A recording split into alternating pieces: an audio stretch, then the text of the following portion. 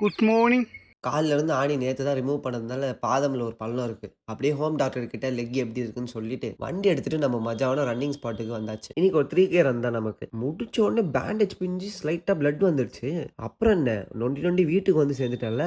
Warm டவுன்லாம் முடிச்சுட்டு ஹைட்ரேஷனுக்கு ஒரு butter மில்க்க குடிச்சிட்டு, ஜிம் எப்பயோ முடிச்சிடலான்னு தோணுச்சு. சரின்னு ஒரு பர்கரும் பனானா செஞ்சு சாப்பிட்டு, மீன் எண்ணெய போட்டு கிளம்பிட்டேன். ஆனா போன வேகத்துல ட்ரைபாட வீட்லயே மறந்து வச்சுட்டேன். ஸோ இன்னைக்கு இவ்வளோ தான் எடுத்தது. அப்புறம் ஒரு குளியல போட்டுட்டு, பனிக்கட்டி மூஞ்சில தேய்ச்சுட்டு, நம்ம ஆர்டர் போட்டிருந்த ஷூ வந்துருச்சு. சைஸ் கரெக்ட்டா இருக்கான்னு பார்த்துட்டு, லஞ்சுக்கு ஃப்ரைட் சிக்கன் புது ஸ்டைல்ல செய்யலான்னு ட்ரை பண்ணேன்.